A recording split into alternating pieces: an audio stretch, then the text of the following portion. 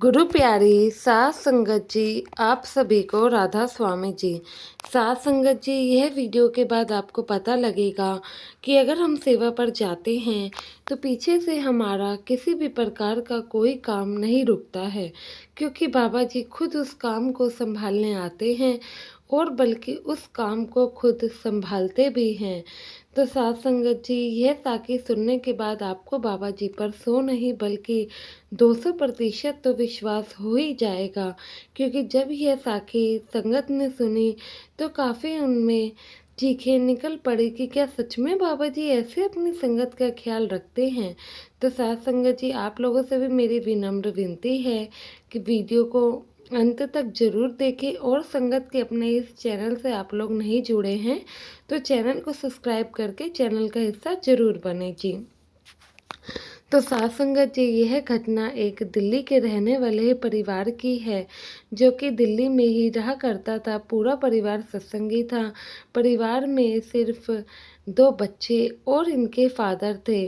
अब किन्हें पता था कि बाबा जी की क्या ही मौज हो सकती है।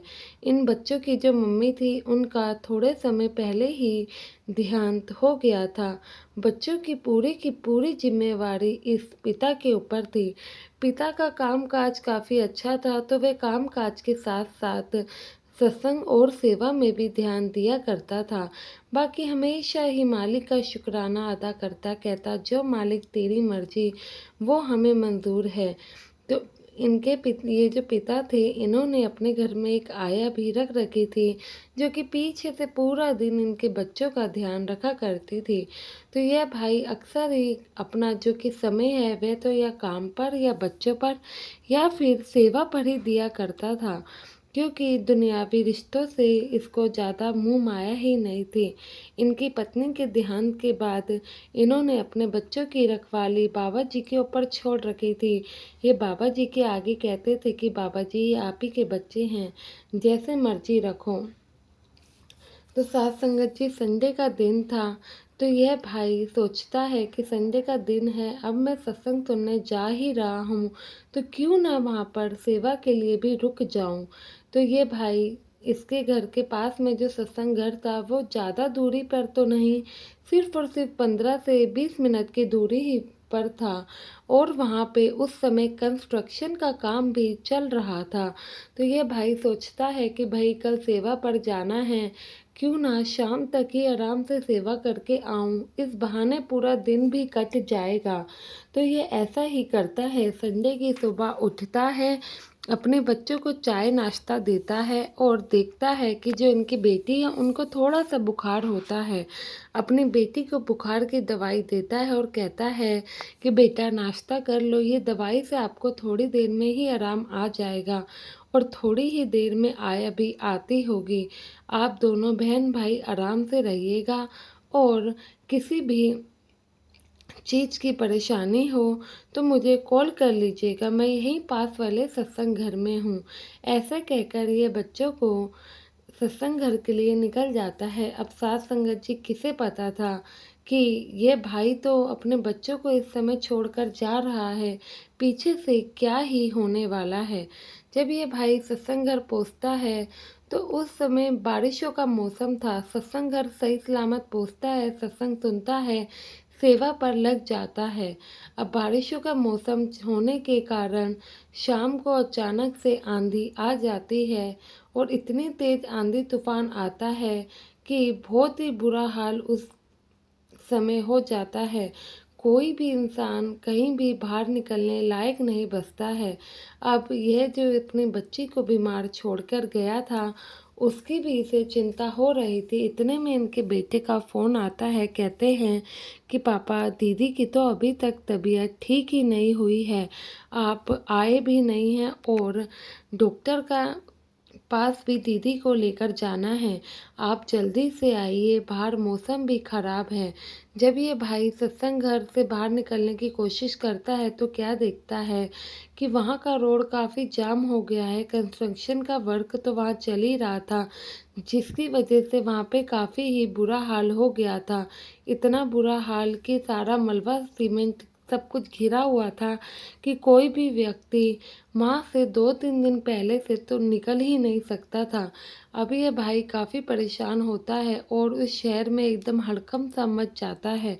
तो फ़ोन मिलाता है काफ़ी डॉक्टरों को कि कोई ना कोई डॉक्टर तो घर तक, बच्चों तक पहुँच ही जाए, जो कि बच्चों को देख सके, क्योंकि घर से बार-बार फ़ोन आ रहे थे दवाई का भी। दवाई देने के बाद भी बच्ची को आराम नहीं पड़ा था। फ़ोन मिलाने पर भी कोई डॉक्टर वहाँ पर मौजूद नहीं होता है, क्योंकि साथ संगत जी बाहर इतना तूफ़ानी आंधियाँ चल रही थी कि कौन ही भला इतने तूफ़ान में आता। तो इस भाई के काफ़ी ज़िद करने पर एक डॉक्टर तैयार भी होता है, लेकिन किसी कारणवश रास्ते में उसे भी कुछ परेशानियों का सामना करना पड़ता है, जिस वजह से वह डॉक्टर भी नहीं आ पाता है। अब घर में डॉक्टर ना आने के कारण और यह भाई भी अपने बच्चों तक नहीं पहुंच पा रहा था, उस वजह से काफ़ी परेशान हो जाता है। करीबन रात के 8 बज जाते हैं। ये हार के सत्संग घर में ही कोने में बैठ जाता है। भजन सिमरन करके बाबा जी से ही अरदासें करने लगता है कि हे मालिक, मेरा तो आपके अलावा कोई है ही नहीं। अब जो करना है आपको करना है। अब मैंने तो सब कुछ आप पे पहले ही छोड़ रखा है। अब आप देख लीजिए जैसे आपको सही लगे। ऐसा कहकर भजन सिमरन करने लगता है। अचानक से साथ संगत जी एक डॉक्टर इन भाई के बच्चों के पास पहुंच जाता है। जब घर का डोर बेल बजता है तो बच्चा गेट खोलता है, तो दरवाजे पे डॉक्टर पाकर काफ़ी खुश होता है। डॉक्टर को अंदर लाता है। जब डॉक्टर अंदर आते हैं, उस बच्ची का इलाज करते हैं, उसको कुछ दवाइयाँ देते हैं। फिर कुछ दवाइयाँ देने के बाद आया को समझा कर जाते हैं कि इसको ये खाना देना है। जब वह लड़का डॉक्टर की तरफ देख रहा था तो उसको ऐसा लग रहा था कि इनको तो मैंने कहीं देखा है, कहीं ये वही तो नहीं जिनकी फ़ोटो हमारे घर में है। लेकिन वह छोटा था और उसको ज़्यादा समझ भी नहीं थी, तो वह बाबा जी को पहचान नहीं पा रहा था। और साक्षात बाबा जी जब उसके खुद के सामने थे, उसको तब भी नहीं पता था कि बाबा जी हमारे घर आए हैं। तो साथ संगत जी ऐसे ही उस समय बाबा जी बच्ची का इलाज करके चले जाते हैं और दवाइयाँ उसे देकर चले जाते हैं। जब 2 से 3 दिन बाद उनके पिता घर आते हैं तो सब कुछ ठीक-ठाक पाकर काफ़ी खुश होते हैं और बाबा जी की फ़ोटो के आगे शुक्राना अदा करते हैं। इतने में वह पिता डॉक्टर को कॉल मिलाते हैं और उनका भी शुक्राना अदा और फ़ीस के पैसे देने के लिए कहते हैं। तो उन्हें पता लगता है कि उस रात तो कोई डॉक्टर भी किसी एजेंसी से आया ही नहीं। जब वे यह बात सुनते हैं तो और शॉक हो जाते हैं कि ऐसा कैसे हो सकता है। बच्चे तो कह रहे हैं उस दिन कोई डॉक्टर आया था और यह लोग मना कर रहे हैं। जब ऑनलाइन वाला कोई डॉक्टर ही नहीं आया तो आखिर वह कौन था जो हमारे घर में आकर मेरी बच्ची का इलाज करके गया।